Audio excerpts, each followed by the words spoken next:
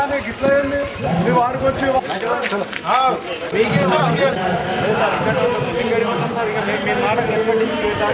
మీరు మా జెండాను నేరేస్తే మా సమస్య ఈ ఇష్యూ కొంచెం కనుక బయటికి వెళ్ళింది అనుకో క్యాంపస్ మొత్తం వచ్చి కూర్చుంటుంది. అప్పుడు ఏముంటుంది నా పేరు ఉమాదేవి యాదవ్ అండి. నేను ఇదే జనప్రియలో 10 సంవత్సరాల నుంచి ఉంటున్నాను. తెలంగాణలోని 10 జిల్లాల్లో జరుగుతున్నటువంటి నగరబాట పల్లెబాట కార్యక్రమంలో భాగంగా మా జనప్రియలో కూడా మా తరఫున జెండా ఎగరవేసుకొని ఒక మీటింగ్ పెట్టుకొని మా నాయకులకి ఆహ్వానిస్తామని చెప్పేసి మేము ఏర్పాటు చేసుకున్నాం. ఈ ప్రోగ్రామ్ ని జెండా మొన్న పాతేటప్పుడు నాయకులు వచ్చి ఇక్కడ జనప్రియ నాయకులు వచ్చి జెండా తీసేయండి, వద్దు నాటొద్దు, ఇక్కడ జెండాలు ఉండొద్దు అని ఇట్లా అంటే మేము అన్నాము. ఇది జెండా నాటొద్దంటే వాళ్ళ మీ దగ్గర పర్మిషన్ తీసుకోవాలంటండి. పర్మిషన్ ఎందుకు తీసుకోవాలి? మేము తెలంగాణలో పుట్టలేదా? ఈ మల్లాపూర్లో ఉన్న జనప్రియ తెలంగాణ గడ్డలో లేదా? హైదరాబాద్ అంటే తెలంగాణ కాదా?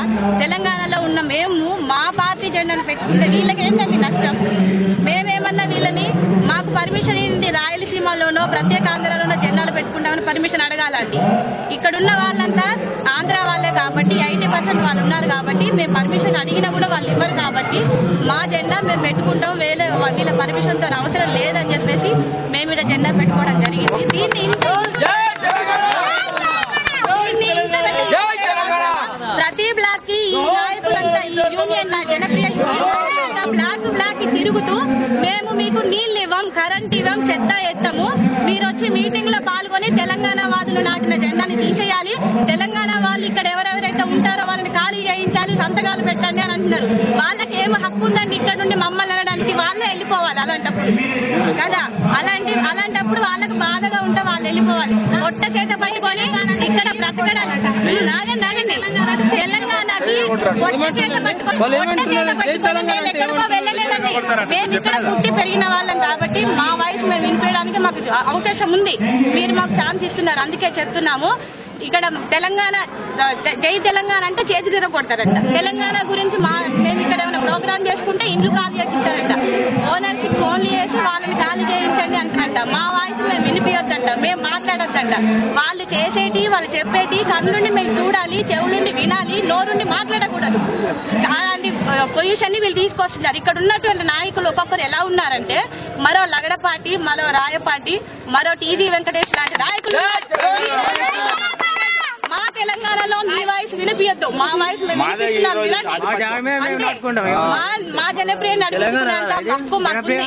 మేము వచ్చి మీ దగ్గర మేము నివాసాలు ఏర్పరచుకొని మేము బ్రతకడానికి రాలేదు. మీరు బ్రతకడానికి వచ్చారు కాబట్టి మాతో పాటు మీరు బ్రతకండి అంటున్నాము. మమ్మల్ని హింసించి కష్టపెడుతూ దౌర్జన్య పరుస్తూ జలగలు రక్తం పీల్చినట్టు పీలిస్తూ మమ్మల్ని హింసిస్తున్నారు కాబట్టే మేము ఇప్పుడు వాయిస్ రేజ్ చేస్తున్నాం.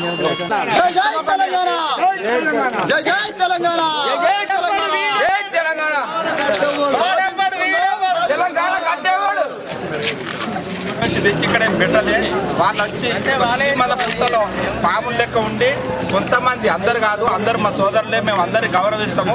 అందులో ఉన్న ఒక 10 మంది వీళ్ళు ఎట్లా హింస చేస్తున్నారంటే 10 సంవత్సరాల నుండి ఇక్కడ ఉండడం అందరికీ తెలుసు. విన్నారా? ఒక విషయంగా చెప్పాలంటే ఏంటంటే వాళ్ళు ప్రతి దాంట్లో ఇట్లా తింటుంటారు.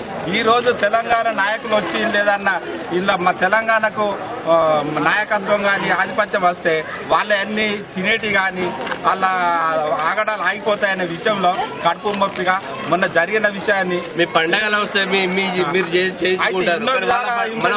ఎవరన్నా సరే మేము రెంటెడ్ వాళ్ళం, మేమైతే ఇలా మేము 10 సంవత్సరాలు ఉంటున్నాం, మెయింటెనెన్స్ కడుతున్నాం.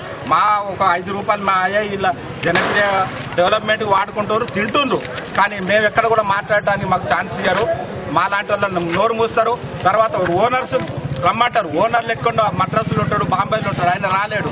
అయితే వీళ్ళు విభజించి పాలించనే ధోరణిలో ఇందున్న ఒక 5గురు జనగల్లా పీడించుకొని తింటున్నారు. కాబట్టి మేము చెప్తున్నాం, మాకు తెలంగాణ పెద్దవాళ్ళు నేను ఇదే విషయం కోదండ రామ్ గారికి కూడా చెప్తే ప్రేమ్ సాగర్ నువ్వు ఇంత ఉద్యమాలలో మీరు ఇద్దరు పాల్గొన్నారు, మరి మీ బాణి వినకుంటే మరి మీరే నాయకత్వం వహించకుంటే మీ పరిస్థితి ఏంటి ఆలోచించండి అని క్వశ్చన్ చేసిండు.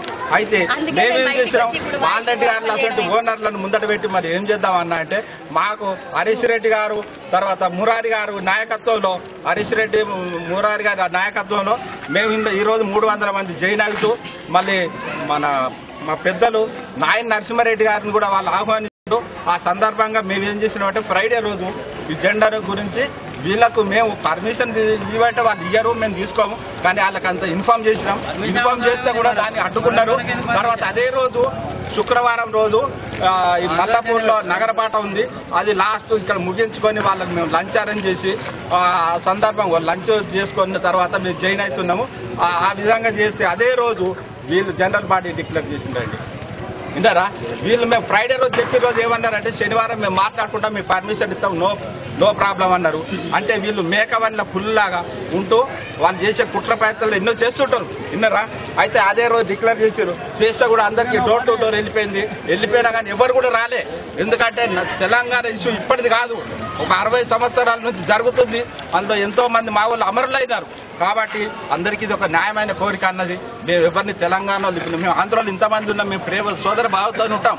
కాబట్టి దొంగలు ఉన్నారు 2-3 వాళ్ళు ఒక పందుల్లాగా ఒక పాముల్లాగా వచ్చి అన్ని చేస్తున్నారు.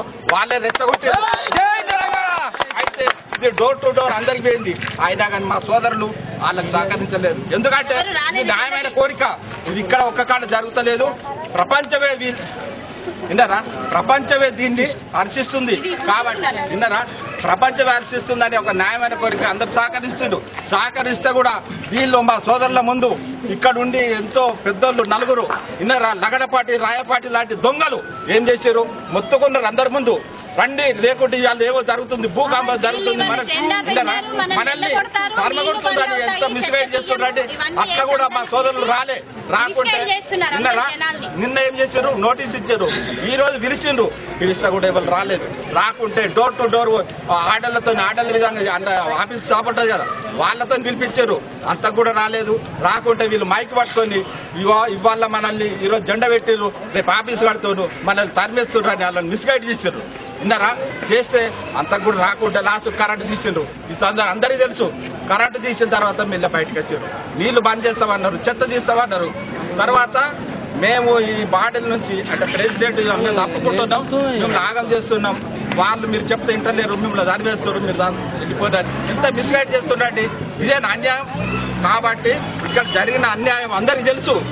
కాబట్టి దీని విషయంలో వీళ్ళు ఇంత రాజాంతం చేయవలసిన అవసరం.